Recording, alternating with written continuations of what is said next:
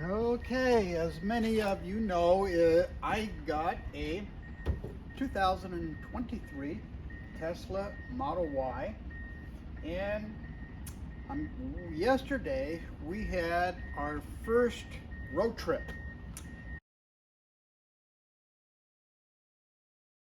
Now, for those of you that aren't too familiar, and we were a little anxious because we'd driven it around town a little bit. We had got our chargers hooked up and learned a charger.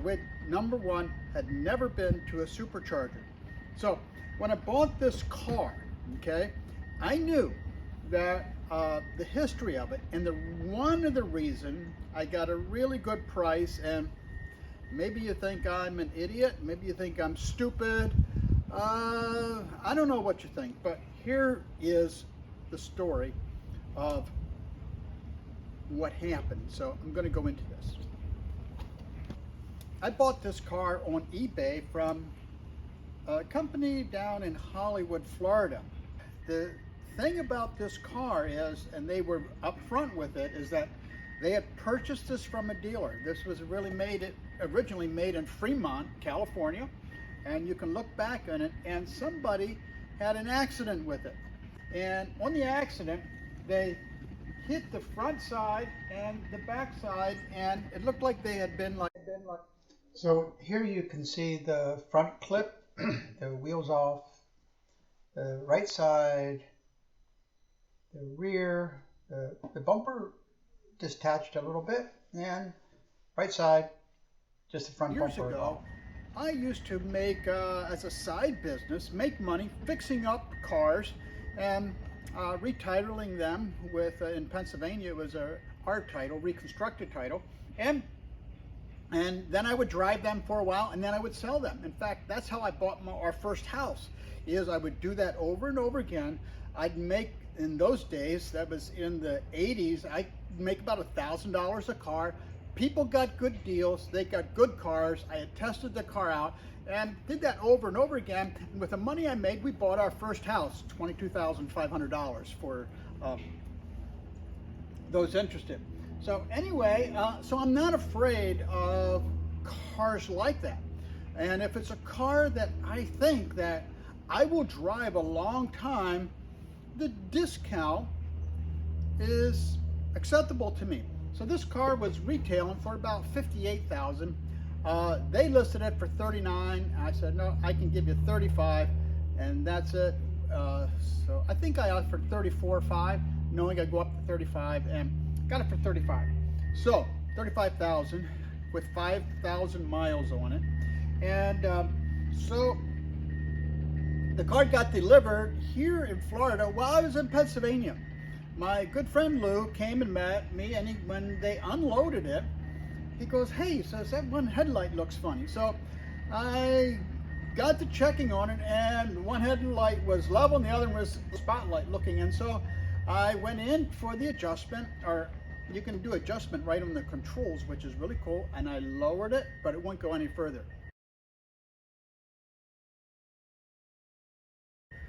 I called the company, talked to Maya down there, and she said, here's what we'll do. We will pick the car up, have a trucker pick it up, take it down, we'll fix it, hire another trucker to bring it back. Now, I knew it was about $150 for each trip on those, and I said, Maya, I don't want you to have to spend a lot of extra money. I said, why don't I do a road trip? Give me $150 for the road trip, and you save half, and I get the car down and back in the same day. So we agreed. So yesterday was road trip day. I started it up with 92% battery from my home charger. We drove down there. It's about 225 miles. Took us 3.5 hours, and we pulled in. We had about 8% battery. And what they did is they put a brand new headlight on that side, and it fixed the problem. So we got that fixed. We ate lunch, came back, and then we went, and this was kind of a really interesting experience. I had never used a supercharger with this. So I went, and my Bank of America account was tied to the Tesla app. And I went to do it, it says,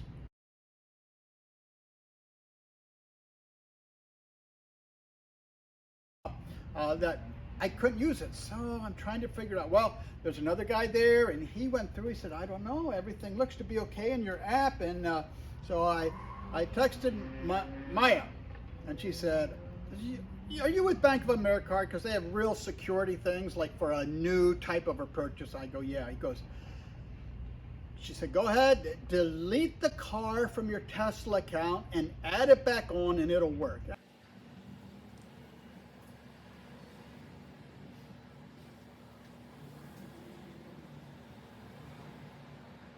And I'm like, oh yeah, right. Here I am.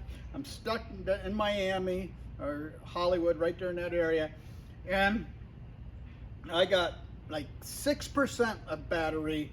And so I punch it in, and you have to delete it and then put in the VIN number, a picture of your license, a picture of your registration and everything. And all of a sudden, boom, it started charging. She was right. And so here's the deal.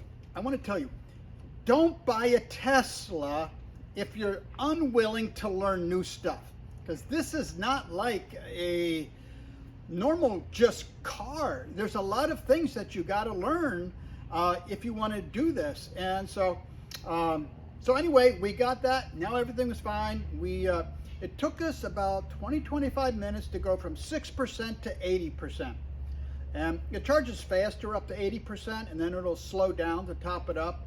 And I decided to take a nap, just because while you're charging up, the AC is on, it's comfortable in there. So I put my seat back, I took a nap, and about another 20 minutes, it was up to 100%, and we took off, and we got back with about 19% of battery left.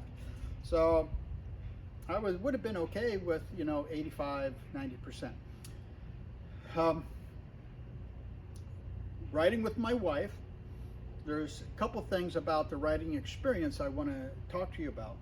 And the one thing is we don't have full self-driving on here. I might try the subscription method for a month, and but we do have the auto steer, which what that means is that will keep you centered in a lane, and I have adaptive cruise for how fast you go. And when I first got going there, on my settings, I had it to go like if you're in a 70 mile an hour, it would automatically, when I hit it to start it, it would log it in at 8 miles above, because I wasn't really understanding how I wanted to do that. But so all of a sudden I started going faster to up to, because I wanted to cruise at 70, start going faster up to 78, and then I have to back it down, boom, boom, boom, boom, boom, down. And so it was a little bit jerky because I'm learning. So again, don't buy a Tesla if you don't want to learn something. So I was learning that. The next thing that I found out is that if I'm in the right-hand lane, I'm going down the freeway, it's driving, it's doing things, it's staying in this lane. And then when an exit came, if the dotted lines didn't come close enough, he wanted to follow that white line half the time. Sometimes the same straight. All of a sudden I'm driving out, and it starts to veer off like I'm taking an exit. I have to grab the wheel, and the auto cruise goes off, and so I get back on. So I started driving in the left-hand lane, and that would keep me on track quite well. So I don't really like that if there was that exit, that it would try to go off. And so I would start to, if I saw an exit coming up and I'm in the right-hand lane, really grab the steering wheel and just hold it straight, and I would be okay. So that I didn't really like too much. The other thing is, I'm asking my wife, I said, compared to our Lincoln, do you think the size is the same, bigger or smaller? She says, it seems like really about the same as our Lincoln MKT. And so I said, the other thing is, I said, what about road noise? Because some people have complained that road noise is bad in this Tesla Model Y compared to your luxury cars. And she said, I think the road noise is a little bit more in the Tesla. I see people doing a lot of things like extra doors jams or and sound deadening things, and it seems like they do that with very little success. So this really doesn't bother me, okay? And I never even thought about road noise going around town, but on a highway, especially if the highway tends to be like older and rougher, you do hear road noise.